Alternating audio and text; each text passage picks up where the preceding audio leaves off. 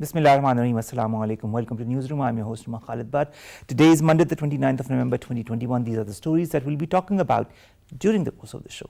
We'll begin, ladies and gentlemen, with the new COVID variant, that is Omicron, that has raised a lot of fears across the world. It started from South Africa, and of course South Africa is denying that it originated there. They say that it might have originated elsewhere. Nevertheless, the virus has gone and been deflected to different other patients in different other countries, whether it be Europe or other countries across the world. And that raises fears because a lot of microbiologists and virologists say that this mutation is a very virulent one. It mutates around 30 times or even more. And of course, the symptoms are extremely grave. So of course, we need to follow the SOPs even more and get ourselves vaccinated whenever and as soon as we can. This is going to be our first segment. Our second segment, ladies and gentlemen, concerns the ECO summit, the 15th ECO summit that is being held as we speak, and the coordination between Iran and Pakistan, and the talks that have been held between both the sides, and the need to forge a stronger tie, a stronger relationship between Iran and Pakistan. That was reiterated on the sidelines of the ECO summit between Iran and Pakistan. This is going to be our second segment of the day. Then, ladies and gentlemen, we will talk about a very sad day today. A veteran journalist, former Dawn staffer Muhammad Ziauddin Saab passed away. He was 83 years of age. He was one of the most renowned journalists that Pakistan has seen, and he has had a journalistic career that has spanned several decades. He's also come to our show and to other shows on PTV World on various occasions, and he's always been a thorough gentleman and a thorough professional as well. Inna lillahi wa inna ilayhi rajiun. This is going to be our third story, ladies and gentlemen, and our final story will concern Rana Ayyub and India. Rana Ayyub, as we very well know, is a renowned Indian journalist who is on the target of the Indian government as well as the Indian agencies. And this is what she also highlighted during an interview with Stephen Sakur in BBC's Hard Talk. We're going to talk about that and the revelations that she has talked about during the course of her interview. Also, she has tweeted about a lot of journalists and comedians who are of Muslim origin being targeted by India, the latest being Munawwar Farooqi, whose shows have been cancelled. We'll start with our first segment, ladies and gentlemen, that concerns the new COVID-19 variant that is known as Omicron, that started apparently from the first traces of which were found in South Africa, and now more or less a lot of countries, whether it be Europe or other countries across the world, have seen patients with this strain. More in the following report.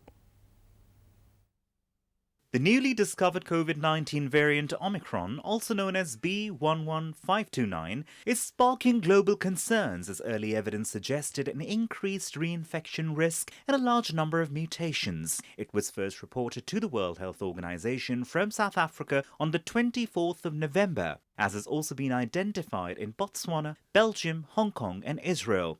Cases have also been reported in United Kingdom, Germany and Italy, while the global alarm has prompted several countries to impose fresh travel bans and lockdown restrictions. The world is racing to contain the Omicron variant after the World Health Organization's formal designation of the new coronavirus strain as variant of concern. Pakistan has imposed a ban on direct or indirect inbound travel from 6 southern African countries, as well as Hong Kong, due to threat from the new COVID-19 variant. Fears of more pandemic-induced economic meltdown caused stocks to plummet in Asia, Europe and the United States. Researchers and medical experts are seeking to find out if the mutation was vaccine resistant, and multiple studies are underway in South Africa and other countries to better understand the severity, transmissibility and characteristics of Omicron. While articulating reasons for emergence of vaccine-resistant strains, Oksana Pizik, a teaching fellow at University College London School of Pharmacy, argued that Omicron shouldn't surprise amid warnings from the WHO.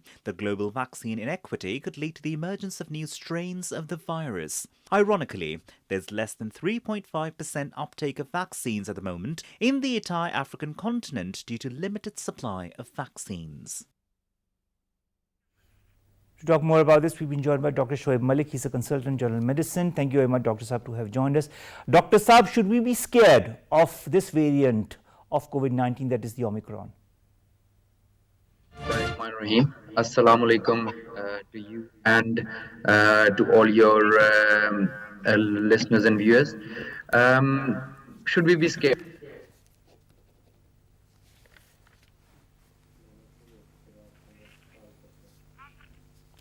All right, Dr. Shoaib Khan, consultant general medicine, has joined us. There's a bit of a technical issue due to which we can't hear him properly. Nevertheless, the Omicron variety or the mutation of COVID-19 virus, that is the B1.1.529, emerged firstly in South Africa and since then has gone to many different countries. We've seen patients in Europe, we've seen patients in other countries of the world.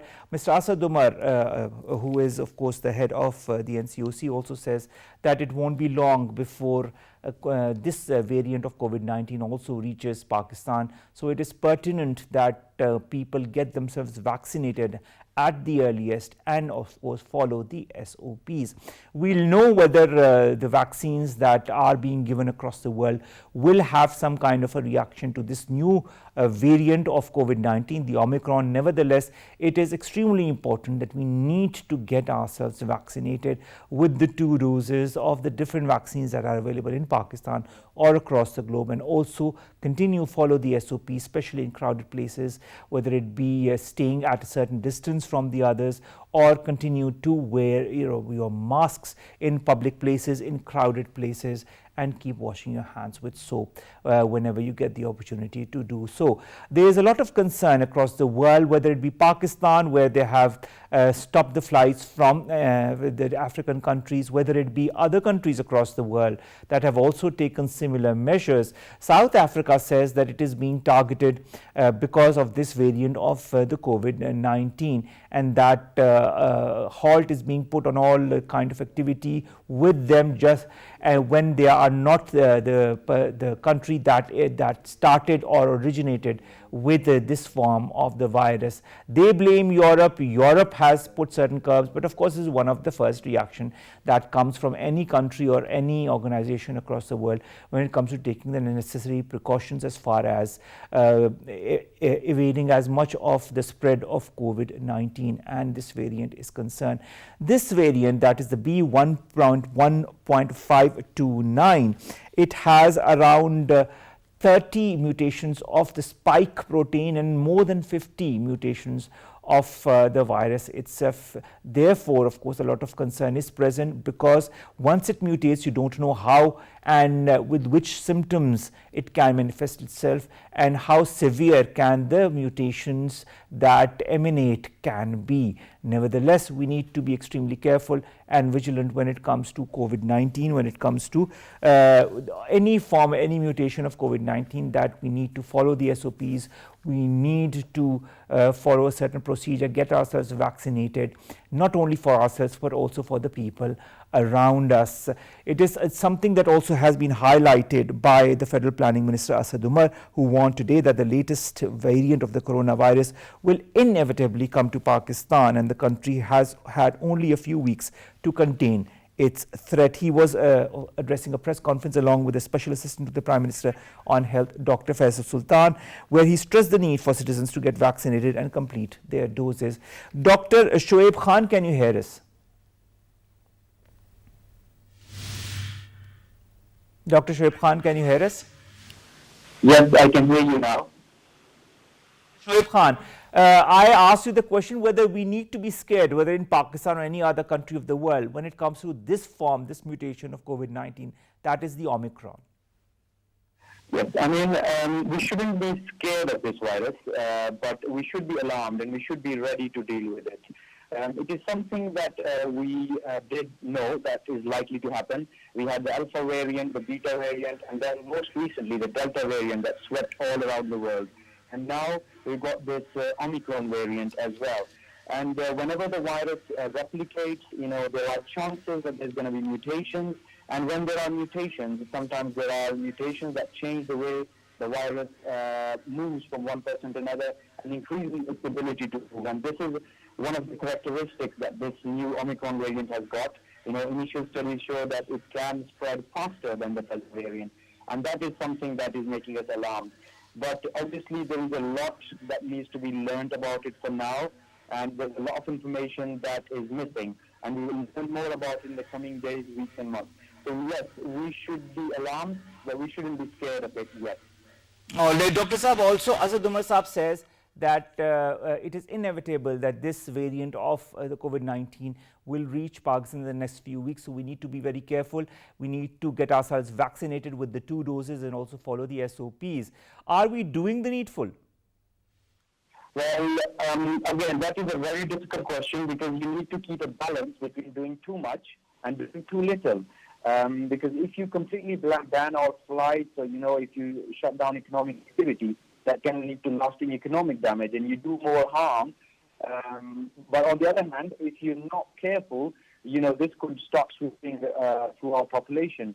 Now, if you look at all the different countries, especially recently today, from Scotland, they found 6 new cases and some of them were not even traveling to South Africa.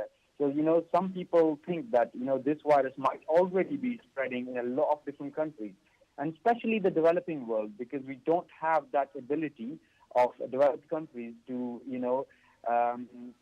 sequence the genomes and differentiate between different strains of the virus that much. So, some people think that this virus might already be spreading as we speak all around the world.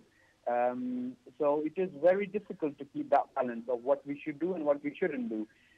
From previous experience, Pakistan has some advantages in terms of this virus. Our population is very young. We already had a lot of infections, and we did well in the previous Delta wave and the wave before that. So we have a lot of experience as well.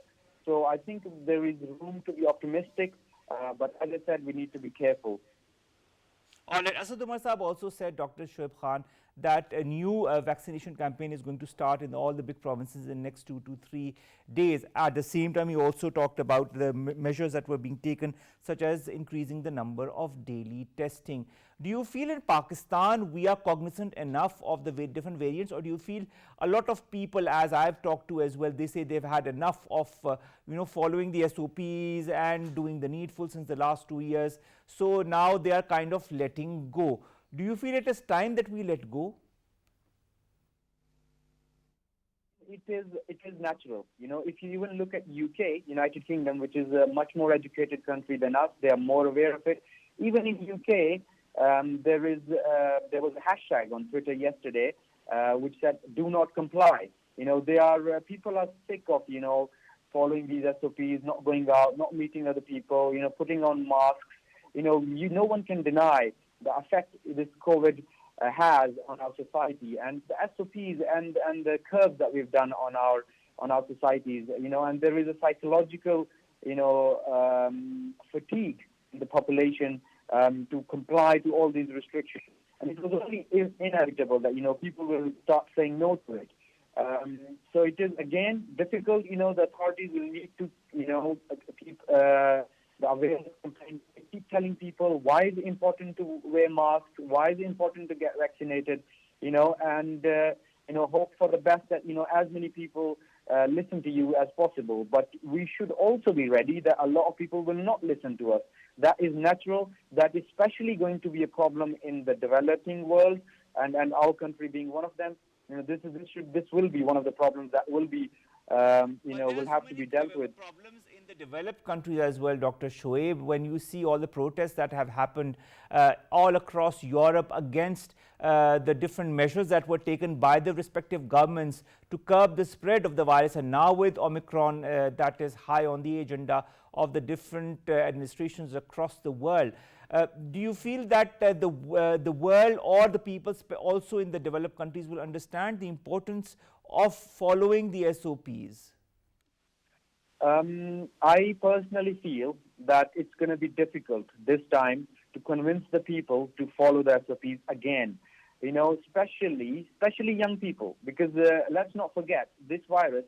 In 99.99% of young, fit individuals, it doesn't cause any lasting damage to them. And it will be difficult to, convince them that, for the last 2 years we've been following it. Give the virus to anybody who is more susceptible, immunocompromised, old, or even young. Yes. I mean, yes, this is why we were worried about this virus, because that's the population that gets badly affected by this. And, then there is the risk of going to the intensive care and even loss of life. But, I'll come back to the question that you asked before, that, there is an increasing opinion among people that, maybe we need to let go. Because how long are we going to, keep following the SOPs? And,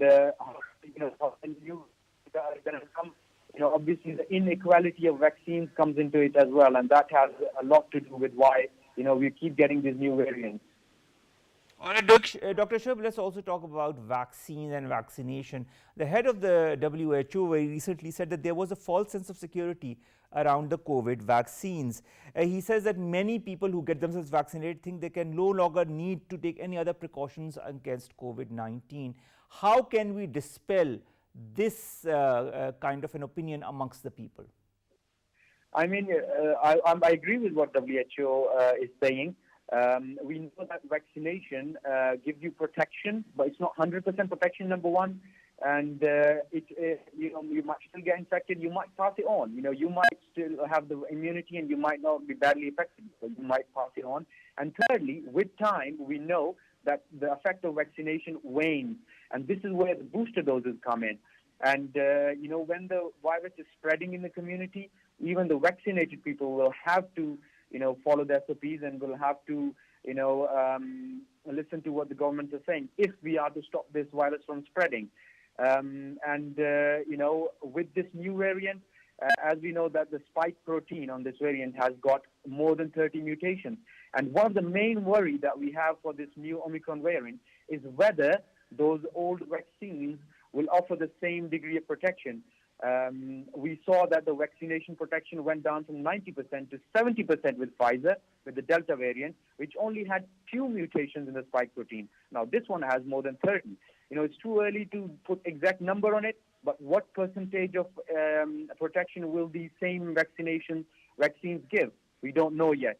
There is, however, the experts believe that it will still stop you from having severe disease, so you still go and get vaccinated, still go and get the booster doses if you are eligible for it. But we might be coming to a point where the pharma companies will have to modify the vaccine. And make Dr. Shoaib, this brings me to the booster dose or the third dose of the vaccine. A lot of people have also questions whether they need to or should have that third dose of COVID-19, whether it be in Pakistan, where it's also being said that a proper mechanism will be put into place as to whether who and when should people take the third or the booster dose. Across the world also, there are some countries that have said that the people need to take their third or the booster dose. How important is it for people to take this third dose? Well, it is a balance once again. If you get a booster, your immunity will be boosted, as the name implies. But there is a limited number of vaccine supply. So a lot of countries are actually rationing. For example, in UK, they are saying that people above a certain age or with certain comorbidities who are at high risk from this COVID are to get the booster doses. But now there are talks in UK that they're going to give booster to everyone. In a country like Pakistan, a lot of developed world, people haven't yet, gone on and got their first or second shots yet, a lot of the population. And again, we will have to, ration it. We will have to see, what is the best way to go, whether we should start giving real booster doses or whether we should at least get the first shots in for a lot of those people. So, in different communities, different types of strategies will work. In UK, they will start giving booster doses. In Pakistan, we might have to upscale our vaccination for a lot of people who have not gotten their first doses, and for other people who have already got their second, for them we might be going for booster doses. For example, people who are working in the health industry, who are doctors and nurses and paramedics, who are in the firing line, people who are have comorbidities, older people. Those people might be the one that we might be thinking about booster doses. So it's not a one size fits all. It's a combination of different strategies for different people. Dr. Shoaib Khan, what I'd like to understand is what makes Omicron different from the rest? How did this mutation occur that we get a more virulent form such as the Omicron? And if we've gotten Omicron in the end of 2021, do you, in your point of view, feel that there could be even more virulent strains or mutations of the virus that could come in the years to come? Yes, I mean, the way virus infects us is it makes carbon copies of itself. It replicates. Now, the process of replication is not perfect. Every time the virus replicates, there is a chance there's going to be an error. You know, most of the times, vast majority of the time, those errors either kill the virus or they are ineffective or they don't affect it. But every once in a while, that error will actually give that virus an advantage in either replication, an advantage or maybe in transmissibility, and an advantage in evading immunity, either from vaccination or from previous infection. And, you know, the more the virus replicates, the more there are cases, you know, the more the chances of mutation. And mutation is the rule. You know, it's always going to happen. And it's going to happen more in communities where the virus is replicating more. You know, Alpha variant came in UK when there was a lot of replication there. Delta variant came in India when there was lots of cases there. And now in Africa, we've got this Omicron. Now, this Omicron has got a lot of changes in its spike protein, which means that, you know, we're worried that it's going to evade the immunity and it's going to transmit, it's going to transmit more. There will be more mutations. Well, if we don't vaccinate the whole of the world, and if we don't stop this virus from spreading in the whole of the world, if there's going to be vaccine inequality like there is now, you know, in UK, they're getting the booster doses. In the developing world, only 7% population has got the first shot. So half of the world, the virus is replicating so fast that there will be mutations. And that then comes back to bite the developed world, because then that mutated virus goes back to UK and those vaccinations of so many million people becomes ineffective. Exactly. Thank you very much, Dr. Shoaib Khan. What we need to do, as I'm sure you must agree with me, is that we need to collectively, A, get ourselves vaccinated, B, follow the SOPs, so that this variant or any other variant that comes in the future, any other mutation of this virus, does not replicate the way it is currently doing, because more and more people might lose their lives and get themselves, of course, with this virus, get themselves with this disease that is engulfing the world again at large in European Union. And as Azad Umar Saab says, it won't be long before it comes to Pakistan as well. We need to be extremely, extremely vigilant. Our second story of the day, ladies and gentlemen, concerns the meeting between Iran and Pakistan on the sidelines of the ECO summit, the 15th head of states of ECO summit that is being held, and the need for both countries to forge a closer, a stronger relationship that was highlighted between the two leaders of Iran and Pakistan. More in the following report. Amongst the multilateral regional integration initiatives, the Economic Cooperation Organization, or the ECO, holds unique position. The ECO comprises a promising region of unprecedented potential that is all 5 Central Asian countries, that's Turkmenistan, Kazakhstan, Tajikistan, Kyrgyzstan and Uzbekistan, as well as Afghanistan, Azerbaijan, Iran, Pakistan and Turkey. Turkmenistan is hosting the 15th summit of the heads of state of the ECO, themed as Into the Future Together, whereas the summit is chaired by President of Turkmenistan, Gurbanguly Berdimuhamedov. President of Pakistan, Dr. Arif Alvi, addressed the summit and urged the need of unlocking potential for an impetus to growth and development by citing that the ECO region was amongst the least integrated regions in terms of trade and investment. President Alvi explained regional economic vision by mentioning that the ECO region has all the elements needed for economic integration and rapid economic growth. That's rich resources,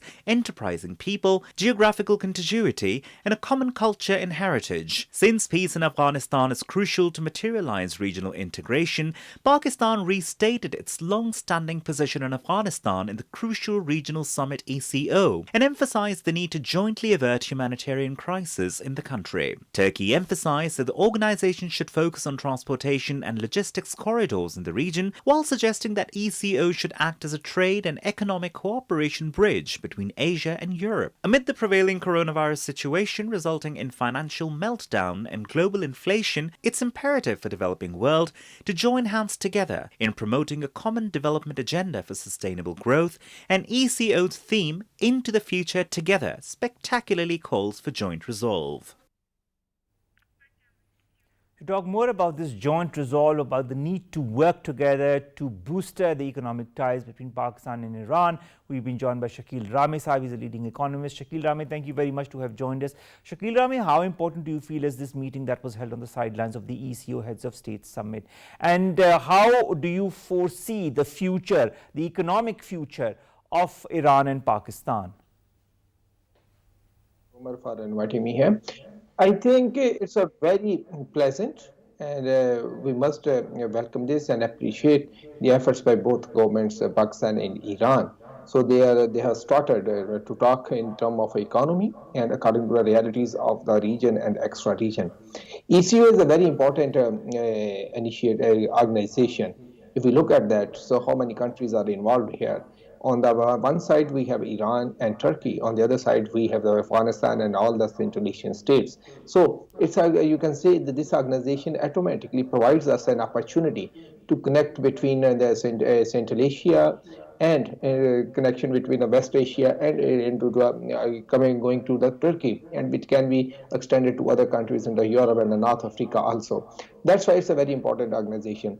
But Pakistan have to look into and also have to analyze the dynamics in the region and extra region, which are happening around in the ECO. For example, on one side, China have launched this corridor, China, Central Asia and West Asia corridor, which starts from the China and comes to the Central Asia and Afghanistan and goes to Pakistan and also to Iran, because the Iran included in the West Asia. On the other hand, Iran has included, also having started a project with a railway project with Afghanistan, which they want to extend towards Central Asia and beyond. And Russia, when this pact was signed in 2000, and then Russia was also part of that initiative. On the third dimension, Turkey also have launched a middle corridor, which also starts from the China and goes through the Central Asia, but that bypassed Iran and straightway went to the Turkey. So these are different initiatives. On top of that, Pakistan, Turkey, and Iran, they have started this Islamabad, Istanbul, Iran, and Istanbul railway track. That is also part of ECO. This track can be extended to Central Asia, Afghanistan, and Central Asia.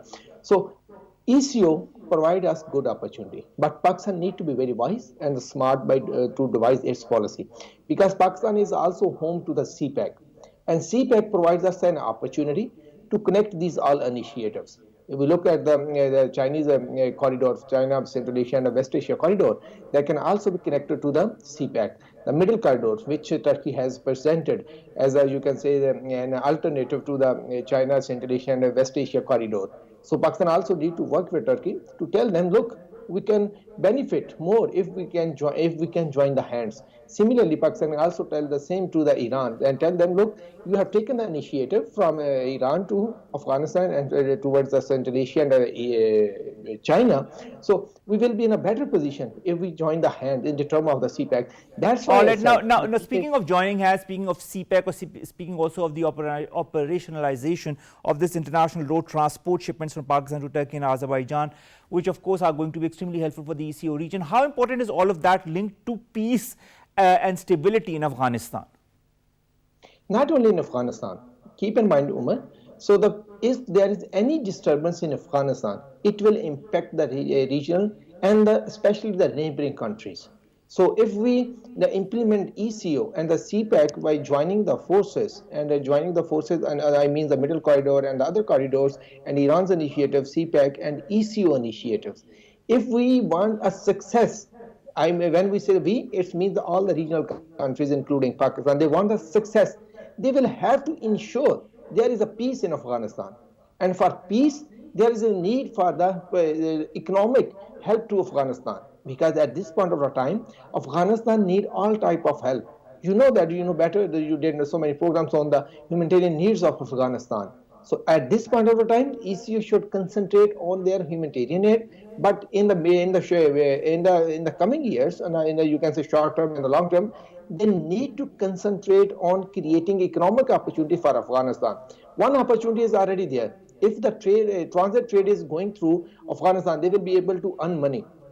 And TAPI is and other initiative. If that is being implemented, Afghanistan will be able to earn few resources. And similarly, in future, if these all corridors are joined, they can also earn the money in the form of the transit trade. But the most important in that, so these all regional countries should work with the Afghanistan government to create the livelihood opportunities in Afghanistan. Because transit money would not be enough. They need to create economic livelihood opportunity in Afghanistan. In that case, they need to work first agriculture. Because there are almost 80%, almost 74% population lives in villages, and their livelihoods are dependent on agriculture. They need to work on agriculture. Second, they need to work on the you can say the rare earth metals. But for the mineral explorations, they need a lot of water. And for that water, Afghanistan need to build the water dams, or they also need the water to preserve in a better way. So ECO should devise a long-term plan, but according to the needs of Afghanistan. It should not be like that what Pakistan will get or what Iran will get or other regional country will get. The concentration at this point of time must be so what Afghanistan need. Because if there is no peace in Afghanistan, rest assured, Umar, so there will be no peace in the region. So I totally agree with you on benefit. Shakeel Saab, also let's talk about Pakistan and Iran. Now the bilateral trade between the two countries was around 1.5 billion US dollars. It decreased to less than 1 billion because of the COVID-19. Now there are different initiatives that the countries say that they're going to revive, whether it be talks for the free trade agreement, whether it be the barter trade that as per Pakistan is going to start within less than a month's period. Do you feel these are going to further bolster the economic ties between the two countries? I think, Umar, if we want to boost the ties, for the first thing is first, we need to go for the banking agreement.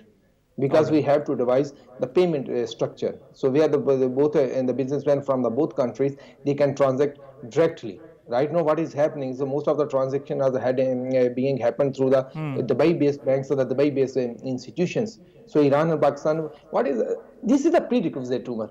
If we don't solve this problem, so we can talk anything. But the real result would not be that what we are talking about.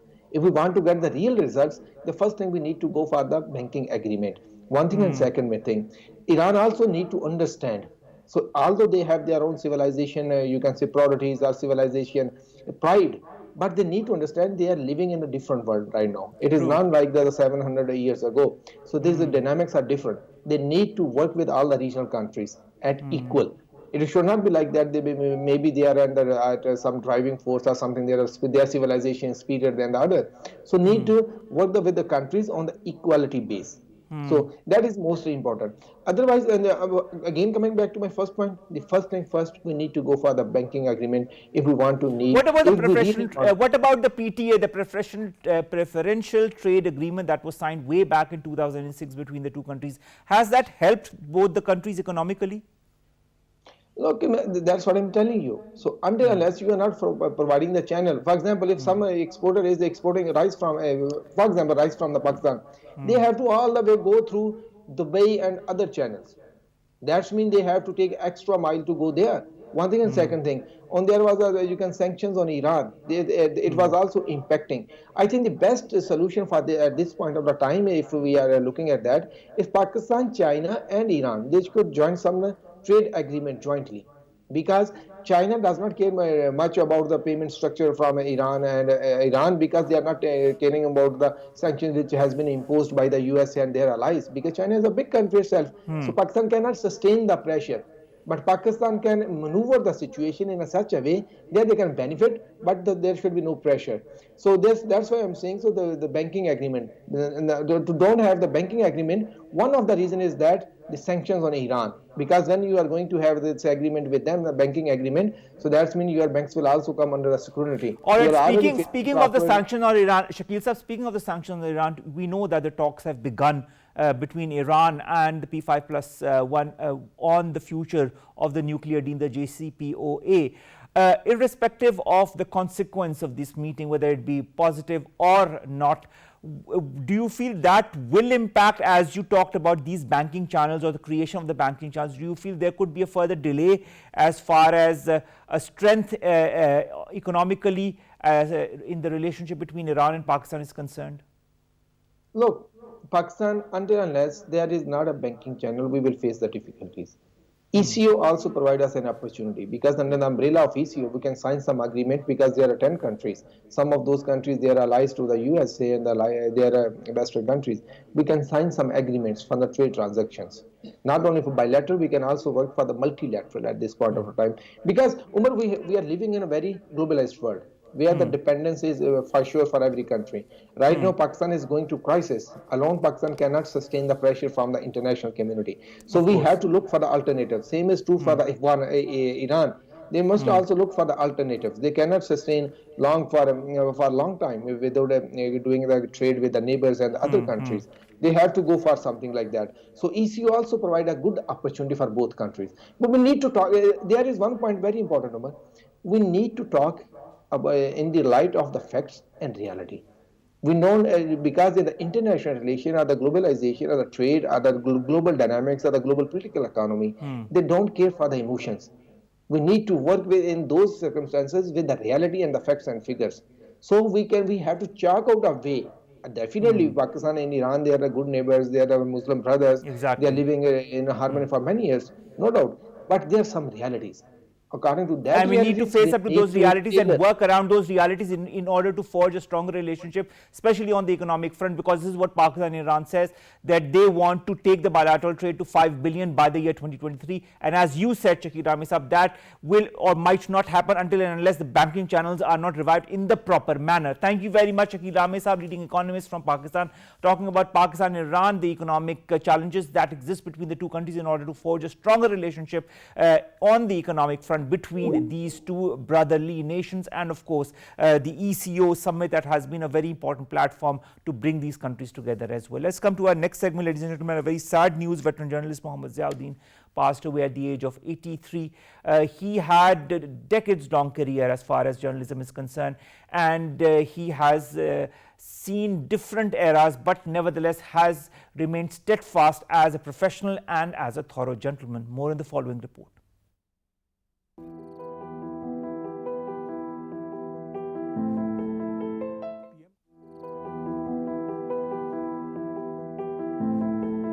Muhammad Ziauddin, a senior journalist known for his ability to ferret out dark statistics on the economy and stubbornly reporting on Pakistan's politics for over half a century, has passed away after a brief illness in Islamabad at the age of 83. Muhammad Ziauddin was born in 1938 in Madras, India. At the age of 21, he, along with his family, moved to Pakistan, where he enrolled to study journalism at the University of Karachi. After his MA in journalism, one of his first jobs in the field was at Pakistan's only private news wire at that time, Pakistan Press Agency, which was later renamed Pakistan's Press International, PPI. By 1974, he went to work at the weekly Pakistan Economist and then went on to work at Morning News, The Muslim, Dawn, The News and The Express Tribune. After retirement as executive editor, he wrote mostly freelance for several publications. Condolences poured in from the country's journalistic and media fraternity, with various figures paying their tributes.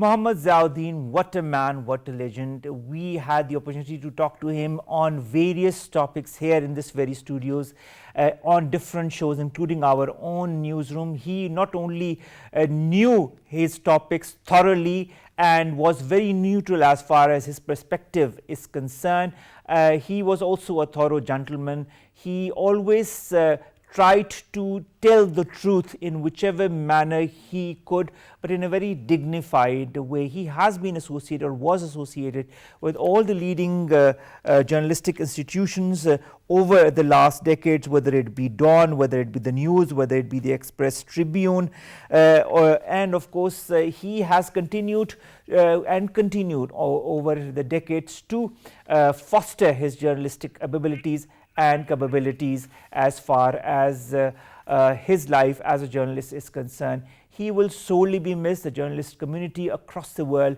including in Pakistan, especially in Pakistan, will miss him. May his soul rest in eternal peace. Inna lillahi wa inna ilaihi raji'un. And now let's go to our very last story, ladies and gentlemen, and that concerns press freedom or the lack of it in India. Rana Ayyub talked to Stephen Sakur, who was the host of Hard Talk, BBC's renowned program, and this is what she had to say. I stand Stephen. I don't think I'm frightened. I don't think this man can frighten me. This government can frighten me. Although, yes, like Rebecca said, there have been many SOS calls when I see a car tailing me or people, strange people hovering around me, my house, hovering around probably when I'm eating food at a restaurant.